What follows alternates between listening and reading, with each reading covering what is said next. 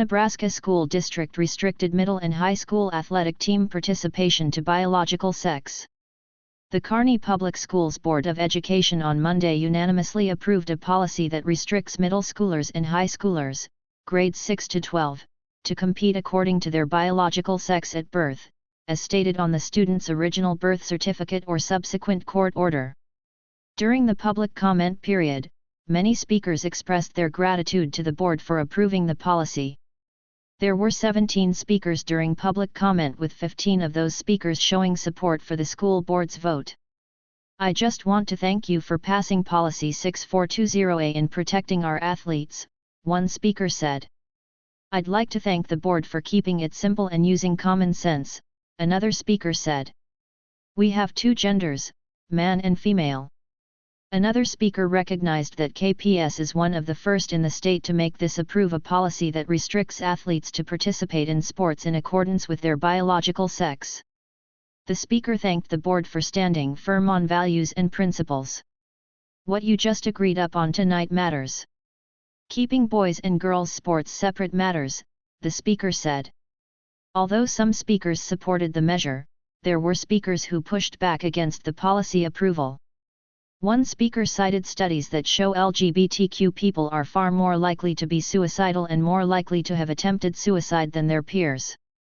"These statistics before you factor in policies like these.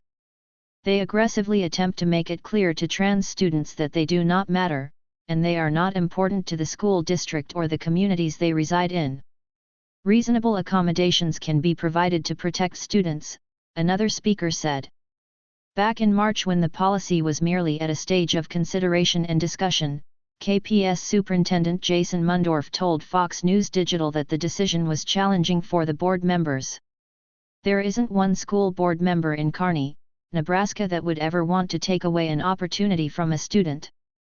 My speculation is that our board members who voted against this policy the first time did so because they weren't necessarily comfortable with being the only school district in the state to adopt a policy that is more restrictive than our state athletic association's, NSAA, policy," Mundorf said. "To be counter to the state's association is never a preference, but one that I think our board ultimately felt was the best course of action for our school district based on community feedback. I commend our board members for their courage in listening to the feedback, hearing from the constituency, and making a decision based on that feedback. It is the essence of local government and our democracy as a whole." Meanwhile, Nebraska lawmakers took up a second round of debate Thursday on a bill that would ban gender-affirming care for minors that has proved to be so contentious, it's led opponents to filibuster every bill before the Nebraska legislature for weeks. The Nebraska Legislature Bill 575, also known as the Sports and Spaces Act, was introduced on February 7 this year.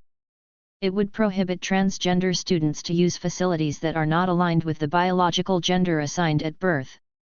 The bill would also prohibit the participation of transgender athletes in sports that are not aligned with the biological sex assigned at birth.